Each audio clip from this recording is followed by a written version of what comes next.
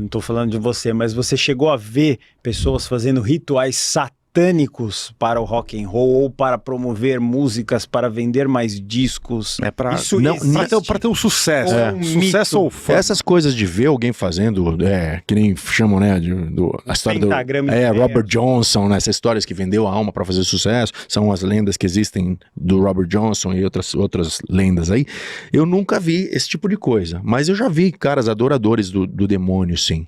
Porque a gente já tocou em muitos shows. O Dr. Sim, ele tem essa vertente bem rock and roll raiz, mas ele passa também pelo metal, pelo progressivo, com muitas influências. É um hard rock que engloba muita coisa. E existem algumas pessoas assim que você vê, o cara dele adora o demônio, né? O cara não tá falando de brincadeira. E chega a ser um pouco, no meu ponto de vista, até um pouquinho estranho. Eu acho estranho. Como é que você pode adorar alguma coisa que na realidade só... É que, pô, até aqui já viu o cara falando lá, o satanista. Pois. Então, assim, tem caras que realmente levam isso como uma religião. O cara adora Lúcifer, não sei o quê, e falam os nomes de umas outras entidades. Você diz, mas isso nos bastidores. Sim, o que eu vejo é bastidor, assim, os caras... Ou então você vê pela camisa que o cara usa, pelas bandas que o cara gosta, às vezes que o cara é satanista. Né? E até porque muitas vezes tem experiências traumáticas com familiares ou quando cresceu, porque às vezes era obrigado a obedecer um vô, um pai para ser católico, alguma coisa, o cara pegou o bode daquilo. Testemunha de Jeová deixa muita gente tem um amigo muito próximo que a família inteira era, e ele se traumatizou, e aí, pô, quando você vê o cara, ele tá buscando uma outra coisa, né? Mas eu não tenho, assim, eu não tenho um amigo. Eu sou amigo de todo mundo, mas eu não tenho um amigo pessoal que... Você circula em todos os bastidores. Exatamente. Poxa, mas assim, o que me passa pelo que tudo que eu... A Nath fez uma careta ali. Tudo que eu vivenciei e presenciei, por exemplo, quando eu vejo uma capa do Iron Maiden que tem o Ed, eu sei que aquilo é uma coisa, um teatro... Sim, um show, faz parte do show. É teatral, como é o próprio Ozzy Osbourne e Black Sabbath. Aquilo é um teatro. A banda era uma banda de blues que viu que o que vendia, o que estourava no mundo era um filme de terror. Eles uniram as duas coisas de uma forma genial e fizeram Iron Maiden. Poxa, Bruce Dickinson, conheci os caras pessoalmente. São cavalheiros, são inteligentíssimos, são legais, são do bem.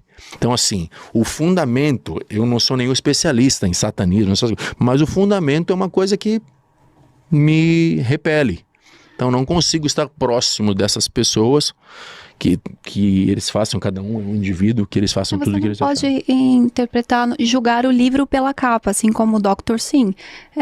Lembra, já a gente recebeu uma mensagem, né? Tem pessoas extremamente religiosas que questionam, falam, vocês são vocês são, né, de alguma... A gente fala, não, todo mundo aqui acredita em Deus, Jesus, é uma ficção. Não, mas então, já que surgiu esse tema, acho que é legal explicar o nome, então, né? Que é Dr. Sim. Banda com nome satânico. Vamos cravar um corte, vamos aproveitar. É legal ela lembrar isso, porque a gente sofreu já por causa do nome. Inclusive quando eu ouvi o nome da banda, eu falei, Dr. Sim. Aí eu fui ouvir as músicas, eu falei, nossa, olha o poder dessas músicas, assim, de arrepiar, né? Letras lindíssimas, né? A vibração sonora. Então, assim, e a vibração do nome não condiz, né? Algo que realmente foi colocado ali na simbologia, não tem um... Tá, mas calma aí, então vamos lá. Dr. Sim, esse nome é uma referência satânica? Olha, a gente cresceu, uma das bandas favoritas da vida foi o Kiss. E o Kiss tinha aquelas figuras, né? O gato, né? O Star Child, que era o Paul Stanley, né? O Ace Frehley, que era o Homem do Espaço, e o Gene Simmons, que era um demônio. Mas é engraçado, é um teatro apaixonante o Kiss, tanto para criança Ivan quanto para o Ivan de hoje. Eu acho apaixonante, porque é uma coisa teatral e muito legal. E o nome Dr. Sim, a gente não tinha nome, a gente estava ensaiando no meu quarto, A gente fez um quarto, então eu e o André ensaiando e o Edu. E a minha casa era meio que uma casa de porta aberta. Tanto que tinha noites que eu chegava lá, a gente já tinha muito fã de outros projetos que a gente já tinha tocado. Tinha noite que eu chegava em casa e tinha 20 pessoas no meu sofá ali em casa que eu não sabia quem eram. E minha mãe tava lá dando cafezinho para todo mundo. Era um clube. Mas num desses ensaios, entrou uma senhora, né, completamente alterada,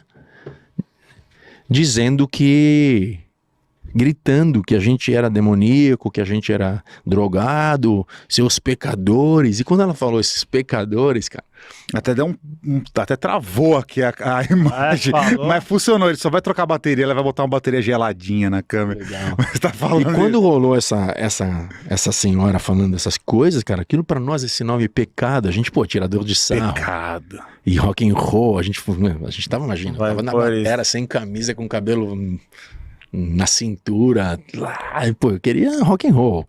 Só que uma coisa assim, a gente nunca teve essa coisa de pensar, estou fazendo algo ruim. Não, a gente queria tocar rock, a gente queria tocar o que a gente mais gostava. E foi muito legal porque a gente ficou com esse nome na cabeça. E uma música que a gente, inclusive, acabou entrando num disco do Dr. Sim com meu pai tocando junto, a gente chamava Dr. Jazz. Então, e uma outra música do Kiss, que era favorita nossa, era Calling Dr. Love. Então, Doctor. E o Sin veio por causa que ela falou que a gente era pecador. Esses pecadores. E a gente falou, pecador, esse é um nome bem forte para rock. E Dr. Sin. E Dr. Sin, aí no final, era um nome muito estranho. É um apelo comercial, né? Era um nome estranho, a gente não pensava em comércio. Aliás, uma das coisas que, quando a banda começou, a gente não pensava em nada. Só pensava em fazer o som que lembrasse os nossos ídolos e que a gente se divertisse. Mas o Dr. Sin era um nome que muita gente torcia o nariz. Não gostavam do nome. E quando a gente foi assinar o contrato com a Warner, depois daquela ida para os Estados Unidos e tudo, a gente descobriu que existiam mais 2 Dr. Sin na Inglaterra. E a gente teve que negociar com essas bandas, a gravadora ajudou, para que a gente ficasse com o nome no final. E no final a gente acabou brigando pelo nome, achou legal, assim, brigando no bom sentido, a gente adotou o nome. Só que muito era, por que Dr. Sim? Toda entrevista, por que Dr. Sim? Doutor Pecado. Então acho que tem a ver, o pecado ele anda junto com o ser humano. Claro. Já pecamos muito, vamos pecar mais, e não adianta. Quem falar nunca pequei ou nunca pecarei, meu Deus, Buda ou sei lá quem é o cara. Porque não existe isso. Todo mundo é cheio de falhas e pecados, entendeu? Agora, obviamente as pessoas olhavam para nós e falavam, imagina os pecados desses caras, deve ser algo muito absurdo, né? Devem fazer sacrifício. Polêmica. Não, eram 3 meninos tocando rock and roll. Isso aí é legal que você falou, eu também, não é que eu não sou especialista, mas eu achava que o Black Sabbath era uma banda satânica mesmo. Não. Então você tá explicando um grande... Que aí tem aquela história que ele mordiu o morcego, que ele comeu uma macumba. Sabe que isso foi um acidente, né? Mas acho que ele mordeu... morcego, mas era o show, era só... Não, mas ele sempre mordia um morcego falso. Até que um cara fez uma sacanagem e jogou um morcego de verdade pra ele. E aí, quando ele viu que virou morcego, virou um negócio e virou. Que nem falava que o Gene Simmons pisava em pintinho do Kiss, que ele ficava pisoteando pintinhos no palco.